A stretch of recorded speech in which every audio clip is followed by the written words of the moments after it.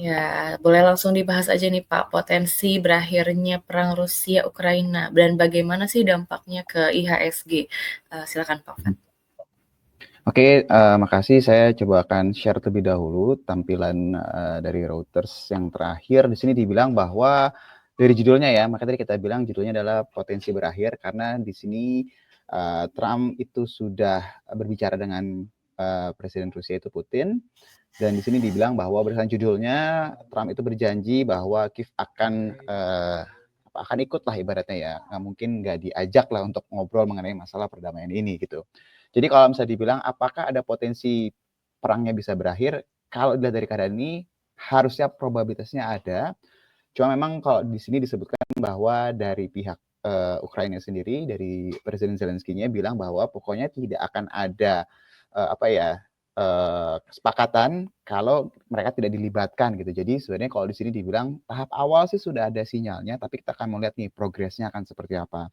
Nah, harapannya kalau sampai ini terjadi dan memang benar-benar bisa damai, ini pasti impact-nya akan cukup besar ya, apalagi ke komoditas. Nah, kalau misalnya kita lihat, nanti mungkin Iwan bisa ngejelasin dari sisi teknikalnya, tapi ini saya lihat secara sekilas ya, my friends ya.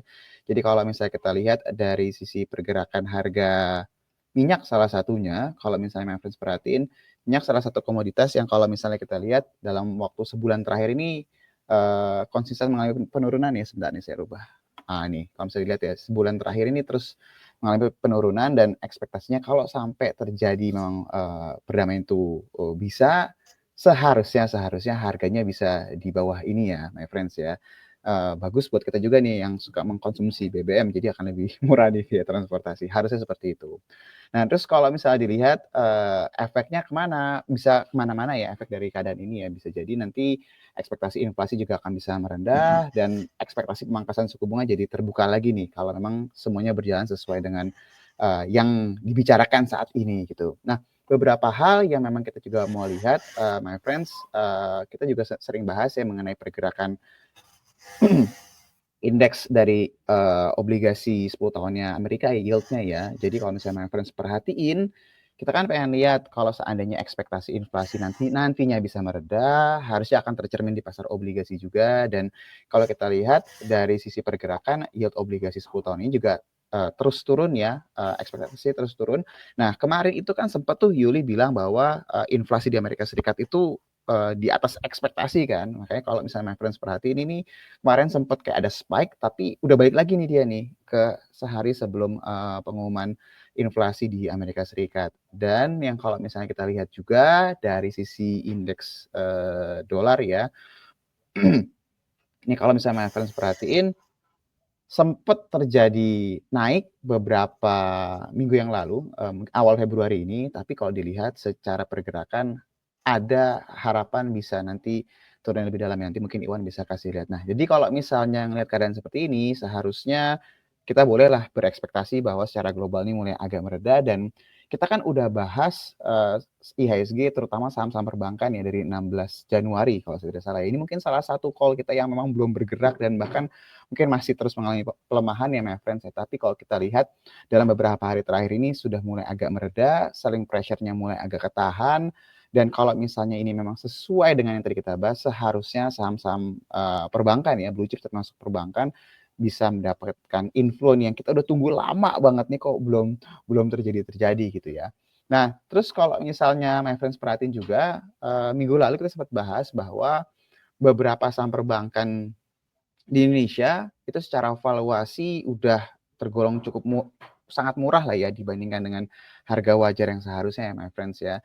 Dan kalau kita lihat rilis laporan keuangan kuartal 4, semua big banks juga udah rilis, ada yang mengecewakan, ada yang inline, tapi kalau kita lihat selling pressure-nya udah mulai agak ketahan nih. Jadi ekspektasinya kalau globalnya sudah mulai mereda ya, harusnya ada inflow yang masuk, perbankan salah satu yang bisa diuntungkan dari keadaan ini. Jadi kalau yang kemarin-kemarin khawatir, kapan sih ini kok nggak naik-naik saham banknya, apalagi Bank Mandiri turun juga cukup dalam, ya kita expect seharusnya kalau ini agak mereda, setidaknya ada rebound terlebih dahulu, yang reboundnya harusnya cukup kuat ya, kalau ngeliat dari keadaan secara keseluruhan.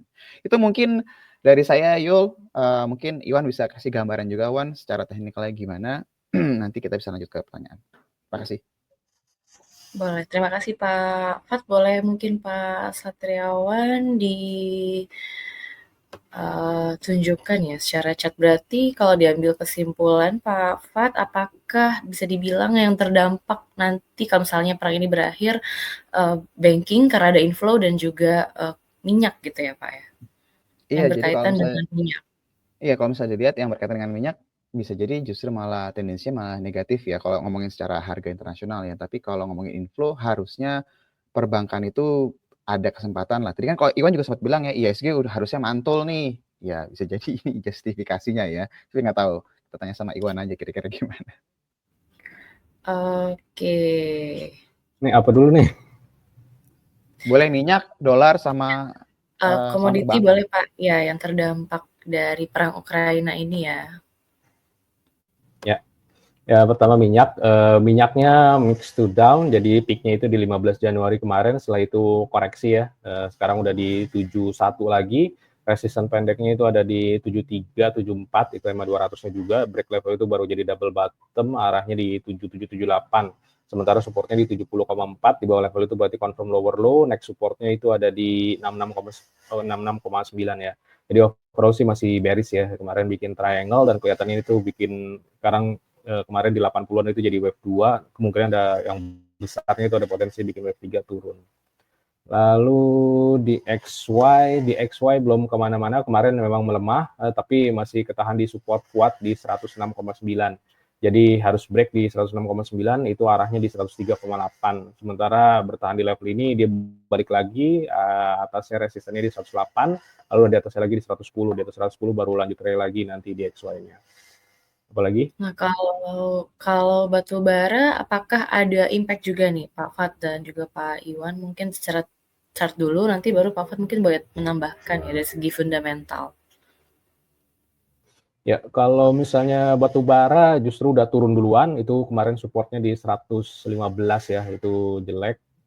Katanya sih 87 ya, lupa saya. Jadi break 115 itu ada potensi untuk koreksi lagi, arahnya di sekitar 87. Jadi selama nggak bisa balik lagi di atas 115, ini harga batu bara masih mix down, theoretically arahnya di 87 untuk batu baranya. Mungkin boleh Pak Fat menambahkan karena ini juga ada beberapa yang bertanya ya, apakah batu bara ini nanti jadinya juga kurang menarik gitu? Iya, jadi kalau minyak itu biasanya disebut tuh mother of all commodities ya. Jadi ketika dia bergerak harusnya akan berimbas ke yang lain juga. Cuma tadi kalau misalnya kayak Iwan udah kasih lihat kan chartnya ini batu bara dia malah udah gerak duluan gitu. Jadi kalau seandainya minyaknya benar tadi sesuai dengan narasinya memang bisa melemah dan jadi secara chartnya juga mendukung, ya seharusnya potensi penurunan di batu bara atau mungkin komoditas lain, mungkin selain emas ya. Kalau emas memang dia bergerak sendirian ya. Itu mungkin ada tendensi bisa ke arah sana, Yul, bisa arah lah ya pergerakannya.